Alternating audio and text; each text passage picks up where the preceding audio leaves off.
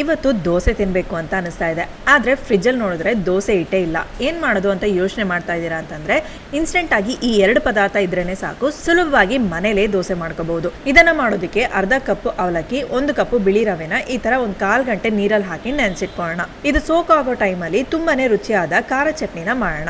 ಇದನ್ನು ಮಾಡೋದಕ್ಕೆ ಒಂದು ಮಿಕ್ಸಿ ಜಾರ್ಗೆ 5 ಒಣಮೆಣಸಿನಕಾಯಿ, 10 ಬೆಳ್ಳುಳ್ಳಿ, ಸ್ವಲ್ಪ ಸಣ್ಣ ಈರುಳ್ಳಿ, ಅರ್ಧ ಕಪ್ ದಪ್ಪ ಈರುಳ್ಳಿ, ಸ್ವಲ್ಪ ಹುಣಸೆ ಹಣ್ಣು, ರುಚಿಗೆ ತಕ್ಕಷ್ಟು ಉಪ್ಪು ಇಷ್ಟನ್ನು ಹಾಕಿ ರುಬ್ಕೊಳ್ಳೋಣ. ಈಗ ಒಗ್ಗರಣೆ ಮಾಡೋದಕ್ಕೆ ಸ್ವಲ್ಪ ಎಣ್ಣೆ ಹಾಕಿ ಸಾಸಿವೆ, ಕಡಲೆಬೇಳೆ, ಉದ್ದಿನಬೇಳೆ, ಕರಿಬೇವು ಸೊಪ್ಪನ್ನು ಹಾಕಿ ಇದನ್ನ ಮಾಡಿಟ್ಟಿರುವ ಚಟ್ನಿಗೆ ಹಾಕಿ ಮಿಕ್ಸ್ ಮಾಡಿದ್ರೆ ಖಾರ ಚಟ್ನಿ ರೆಡಿ. ಈಗ ಒಂದು ಮಿಕ್ಸಿ ಜಾರ್ಗೆ ನೆನೆಸಿಟ್ಟಿದ್ದ ಅವಲಕ್ಕಿ, ರವೆನ ಹಾಕಿ ಸ್ವಲ್ಪ ಉಪ್ಪು, ನೀರು ಇದನ್ನೆಲ್ಲ ಹಾಕಿ ಚೆನ್ನಾಗಿ ನುಣ್ಣಗೆ ರುಬ್ಬಿ ಒಂದು ಬೌಲ್ಗೆ ಹಾಕೋಣ. ಈಗ ಒಂದು ಸ್ಟವ್ನಲ್ಲಿ ದೋಸೆ ಹಂಚನ ಇಟ್ಟು ತೆಳ್ಳಗೆ ಹಾಕದೆ ಸೆಟ್ ದೋಸೆ ತರ ಹಾಕಿ ಈ ತರ ಒಂದು ಕಡೆ ಮಾತ್ರ ಚೆನ್ನಾಗಿ ಬೆಂದ ಮೇಲೆ ತೆಗೆದ್ರೆ ತುಂಬಾನೇ ಸಾಫ್ಟ್ ಆದ ಇನ್ಸ್ಟೆಂಟ್ ಸ್ಪಾಂಜ್ ದೋಸೆ ತಯಾರು. ಖಂಡಿತ ಈ ರೆಸಿಪಿನ ಮಾಡಿ ನೋಡಿ. ಸೊ ಈ ವಿಡಿಯೋ ಇಷ್ಟವಾಗಿದ್ರೆ ಲೈಕ್ ಮಾಡಿ, ಫುಡಿ ಕನ್ನಡನ ಫಾಲೋ ಮಾಡಿ.